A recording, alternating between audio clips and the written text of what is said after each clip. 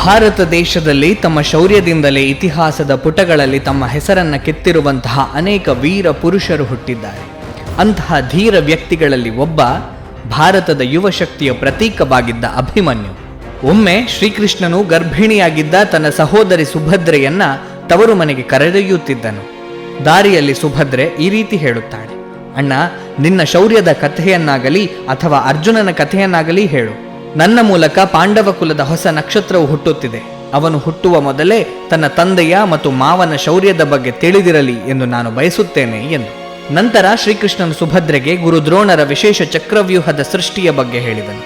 ಪ್ರಪಂಚದಲ್ಲಿ ಅದನ್ನು ಶ್ರೀಕೃಷ್ಣ, ಅವನ ಮಗ ಪ್ರದ್ಯುಮ್ನ ಮತ್ತು ಅರ್ಜುನ ಮಾತ್ರ ಭೇದಿಸಬಲ್ಲವರಾಗಿದ್ದರು ಮತ್ತು ನಂತರ ಹೊರಬರಬಲ್ಲವರಾಗಿದ್ದರು. ಆದರೆ ಚಕ್ರವ್ಯೂಹವನ್ನು ಭೇದಿಸುವ ಕಲೆಯನ್ನ ಕೇಳಿ ಸುಸ್ತಾಗಿ ಸುಭದ್ರೆ ನಿದ್ರೆಗೆ ಜಾರಿದಳು. ಚಕ್ರವ್ಯೂಹದಿಂದ ಹೊರಬರುವ ಕಥೆಯನ್ನ ಅವಳು ಕೇಳಲೇ ಇಲ್ಲ. ಅದೊಂದು ನೋವಿನ ಘಟನೆಯ ನಂತರ ಸುಭದ್ರೆಯು ತನ್ನ ಜೀವನದುದ್ದಕ್ಕೂ ಈ ನಿದ್ದೆಯ ಬಗ್ಗೆ ವಿಷಾದಿಸುತ್ತಲೇ ಇದ್ದಳು. ಸ್ವಲ್ಪ ಕಾಲದ ನಂತರ ಸುಭದ್ರೆಯು ಸುಂದರವಾದ ಮಗುವಿಗೆ ಜನ್ಮ ನೀಡಿದಳು. ಅವನಿಗೆ ಅಭಿಮನ್ಯು ಎಂದು ಹೆಸರಿಸಲಾಯಿತು. ಸುದ್ದಿ ತಿಳಿದ ಕೂಡಲೇ ದ್ವಾರಕೆ ಮತ್ತು ಇಂದ್ರಪ್ರಸ್ಥದಲ್ಲಿ ಸಂತಸದ ಅಲೆ ಎದ್ದಿತ್ತು. ಅಭಿಮನ್ಯು ಬೆಳೆದಾಗ ಶ್ರೀಕೃಷ್ಣ ಅವನನ್ನು ಇಂದ್ರಪ್ರಸ್ಥದಲ್ಲಿ ಬಿಟ್ಟನು. ಚಿಕ್ಕ ವಯಸ್ಸಿನ ಅಭಿಮನ್ಯು ತನ್ನ ತಂದೆಯಿಂದ ಬಿಲ್ಲುಗಾರಿಕೆ ಮತ್ತು ಚಿಕ್ಕಪ್ಪ ಭೀಮನಿಂದ ಗದಾಯುದ್ಧವನ್ನು ಕಲಿಯಲು ಪ್ರಾರಂಭಿಸಿದನು. ಎಲ್ಲವನ್ನೂ ಬಹುಬೇಗ ಕಲಿತುಕೊಳ್ಳುತ್ತಿದ್ದನು. ಅಭಿಮನ್ಯು 3 ವರ್ಷದವನಿದ್ದಾಗ ಜೂಜಿನಲ್ಲಿ ಸೋತ ಪಾಂಡವರು ವನವಾಸಕ್ಕೆ ಹೋಗಬೇಕಾಯಿತು. ಆಗ ಅವನು ಮತ್ತೆ ತನ್ನ 2 ಮಾವಂದಿರಾದ ಕೃಷ್ಣ ಮತ್ತು ಬಲರಾಮರ ಬಳಿಗೆ ಬಂದು ಅವರಿಂದ ತನ್ನ ಎಲ್ಲ ಶಿಕ್ಷಣ ಮತ್ತು ಯುದ್ಧ ಕಲೆಯ ಜ್ಞಾನವನ್ನು ಪಡೆದನು. ಅಭಿಮನ್ಯು ದೊಡ್ಡವನಾದ ಮೇಲೆ ಒಮ್ಮೆ ಬಲರಾಮ ಹೇಳಿದ ಮಾತಿನಿಂದ ಕೋಪಗೊಂಡ ಸುಭದ್ರೆಯು ತನ್ನ ಮಗ ಅಭಿಮನ್ಯುವಿನೊಡನೆ ಪಾಂಡವರನ್ನು ಭೇಟಿಯಾಗಲು ಕಾಡಿನ ಕಡೆಗೆ ಹೋದಳು. ದಾರಿಯಲ್ಲಿ ಹಿಡಿಂಬವನವಿತ್ತು. ಅಲ್ಲಿ ಘಟೋತ್ಕಜನು ಅಭಿಮನ್ಯುವಿಗೆ ಯುದ್ಧದ ಸವಾಲು ಹಾಕಿದನು. ಭೀಕರ ಯುದ್ಧ ನಡೆಯಿತು. ಆದರೆ ಘಟೋತ್ಕಜನು ಸೋಲಿಸಲ್ಪಟ್ಟನು. ಆಗ ಹಿಡಿಂಬೆಯು ಭೀಮನ ಹೆಸರು ಹೇಳಿಕೊಂಡು ಅಳತೊಡಗಿದಳು. ಆಗ ಸುಭದ್ರೆಯು ತನ್ನನ್ನು ಅವನಿಗೆ ಪರಿಚಯಿಸಿದಳು. ಘಟೋತ್ಕಜನಿಗೆ ಪ್ರಜ್ಞೆ ಬಂದಾಗ ಸಹೋದರರಿಬ್ಬರೂ ತಬ್ಬಿ ಪರಸ್ಪರ ಆತ್ಮೀಯರಾದರು. ಹಲವು ವರ್ಷಗಳು ಕಳೆದವು. ಪಾಂಡವರು ತಮ್ಮ ವನವಾಸದ ಸಮಯದಲ್ಲಿ ವಿರಾಟ ನಗರದಲ್ಲಿ ತಂಗಿದ್ದರು. ಅಲ್ಲಿ ಅರ್ಜುನನು ನಪುಂಸಕನಂತೆ ವೇಷ ಧರಿಸಿ ರಾಜಕುಮಾರಿ ಉತ್ತರೆಗೆ ನೃತ್ಯವನ್ನು ಕಲಿಸುತ್ತಿದ್ದನು.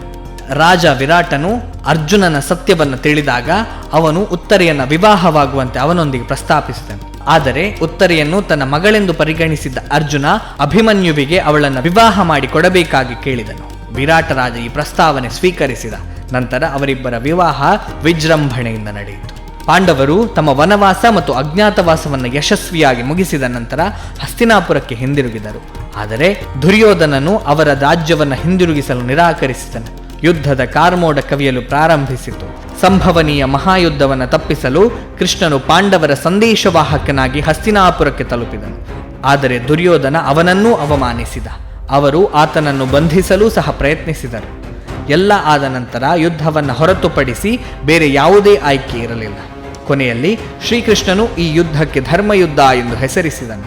ಎರಡೂ ಕಡೆಯ ಲಕ್ಷಾಂತರ ಜನರು ಯುದ್ಧಕ್ಕಾಗಿ ಪರಸ್ಪರ ಮುಖಾಮುಖಿಯಾದರು.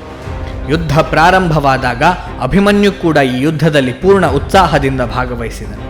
ಯಾವ ಯೋಧನಿಗೂ ಅವನ ಮುಂದೆ ನಿಲ್ಲಲು ಸಾಧ್ಯವಾಗಲಿಲ್ಲ. ದುರ್ಯೋಧನನು ಅಭಿಮನ್ಯುವನ್ನು ಕೊಲ್ಲಲು ಆಲಂಬುಸ ಎಂಬ ಮಾಯಾವಿ ರಾಕ್ಷಸನನ್ನು ಕಳುಹಿಸಿದನು. ಆದರೆ ಅವನನ್ನು ಕೊಂದ ಅಭಿಮನ್ಯು ಕೌರವ ಸೈನ್ಯದೊಳಗೆ ಹೋದನು. ಅಂತಿಮವಾಗಿ ಭೀಷ್ಮ ಪಿತಾಮಹನೇ ಅವನನ್ನು ತಡೆಯಲು ಮುಂದೆ ಬರಬೇಕಾಯಿತು. ಅವರು ಅಭಿಮನ್ಯುವಿನ ಸುತ್ತಲೂ ಬಾಣಗಳ ಬಲೆ ಬೀಸಿದರು. ಅದನ್ನು ಅವನು ಕ್ಷಣದಲ್ಲಿ ಕತ್ತರಿಸಿದನು. ಅವನು ವೀರ ಅರ್ಜುನನ ಮಗ ಎಂದು ತಿಳಿದ ಭೀಷ್ಮರಿಗೆ ಅತೀವ ಸಂತೋಷವಾಯಿತು. ಯುದ್ಧದಲ್ಲಿ ದುರ್ಯೋಧನನ ಕಡೆಯವರು ದುರ್ಬಲರಾಗುತ್ತಿದ್ದರು.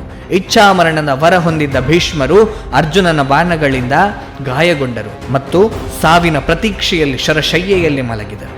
ಭೀಷ್ಮನ ನಂತರ ದ್ರೋಣಾಚಾರ್ಯರು ಈಗ ಕೌರವರ ದಂಡನಾಯಕರಾದರು. ಅವರು ಈ ರೀತಿ ಘೋಷಿಸಿದರು: ನಾಳೆ ಚಕ್ರವ್ಯೂಹವನ್ನು ರಚಿಸುತ್ತೇನೆ.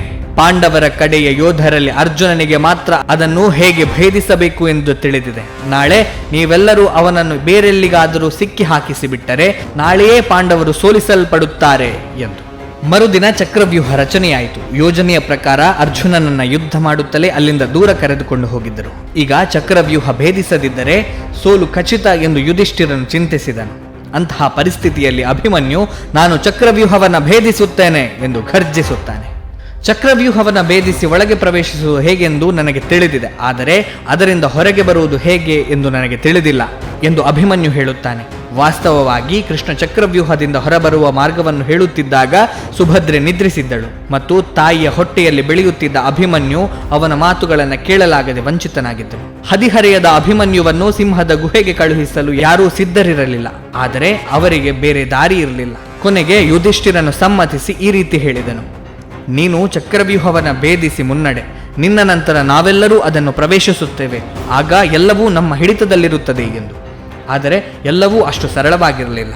ಯುದ್ಧ ಪ್ರಾರಂಭವಾದ ಕೂಡಲೇ ಅಭಿಮನ್ಯು ತನ್ನ ಶೌರ್ಯದಿಂದ ಚಕ್ರವ್ಯೂಹವನ್ನು ಭೇದಿಸಿ ಪ್ರವೇಶಿಸಿದನು.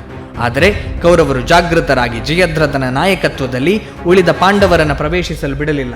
ಈಗ ಅಭಿಮನ್ಯು ಸಿಂಹದಂತೆ ಕೌರವ ಸೇನೆಯ ಮೇಲೆ ಏಕಾಂಗಿಯಾಗಿ ದಾಳಿ ಮಾಡಿದನು. ದುರ್ಯೋಧನನು ಅಭಿಮನ್ಯುವನ್ನು ಎದುರಿಸಲು ಬಂದಾಗ ಅಭಿಮನ್ಯು ತನ್ನ ಬಾಣಗಳಿಂದ ಅವನು ಓಡಿ ಹೋಗುವಂತೆ ಮಾಡಿದನು ಮತ್ತು ಅವನ ಮಗ ಲಕ್ಷ್ಮಣನನ್ನು ಕೊಂದನು. ಈಗ ಅಭಿಮನ್ಯುವಿನ ಮೇಲೆ ವಂಚನೆಯ ತಂತ್ರವನ್ನು ಬಳಸಿ ದಾಳಿ ಮಾಡಲಾಯಿತು. ಕರ್ಣನು ಮೋಸದಿಂದ ಅವನ ಹಿಂದೆ ಹೋಗಿ ಅವನ ಧನುಸ್ಸನ್ನು ತುಂಡು ಮಾಡಿದನು. ರಾಜ ಭೋಜನು ಅಭಿಮನ್ಯುವಿನ ರಥ ಕುದುರೆಗಳನ್ನು ಕೊಂದನು. ಕೃಪಾಚಾರ್ಯನು ಸಾರಥಿಯನ್ನು ಕೊಂದು ನಂತರ ರಥವನ್ನು 2 ತುಂಡುಗಳಾಗಿ ಒಡೆದನು. ಈಗ ರಥರಹಿತನಾದ ಅಭಿಮನ್ಯು ರಥಗಳ ಮೇಲೆ ಸವಾರಿ ಮಾಡುತ್ತಿದ್ದ ಅಧರ್ಮಿಗಳ ಮುಂದೆ ನೆಲದ ಮೇಲೆ ನಿಂತಿದ್ದನು. ಅಂತಹ ಸಂದರ್ಭದಲ್ಲಿ ಈ ಧೀರನು ತನ್ನ ಧೈರ್ಯವನ್ನು ಬಿಡಲಿಲ್ಲ. ತನ್ನ ಮುರಿದ ರಥದ ಚಕ್ರವನ್ನೇ ಆಯುಧವನ್ನಾಗಿ ಮಾಡಿಕೊಂಡು ಅವರೆಲ್ಲರ ಮೇಲೆ ದಾಳಿ ಮಾಡಿದನು. ಕೆಲವೇ ಕ್ಷಣದಲ್ಲಿ ಅವನು ಅನೇಕ ಯೋಧರನ್ನ ಸಾವಿನ ಬಾಗಿಲಿಗೆ ಕೊಂಡೊಯ್ದನು. ಆದರೆ ಅಷ್ಟೊತ್ತಿಗೆ ಅಭಿಮನ್ಯು ದಣಿಯಲು ಆರಂಭಿಸಿದ್ದ. ಆಗ ಯಾರೋ ಹೊಂಚು ಹಾಕಿ ಅವನ ಹಿಂಬದಿಯಿಂದ ಬಂದು ಖಡ್ಗದಿಂದ ತೀವ್ರವಾಗಿ ದಾಳಿ ಮಾಡಿದರು. ಮಹಾನ್ ಮಾವ ಶ್ರೀಕೃಷ್ಣ ಮತ್ತು ಕೆಚ್ಚದಿಯ ತಂದೆ ಅರ್ಜುನನ ಈ ಅದ್ಭುತ ಪುತ್ರ ಗಾಯಗೊಂಡು ನೆಲದ ಮೇಲೆ ಬಿದ್ದು ಶೌರ್ಯದ ಅದ್ಭುತ ಕಥೆಯನ್ನ ಬರೆದು ಇಹಲೋಕವನ್ನ ತ್ಯಜಿಸಿದನು.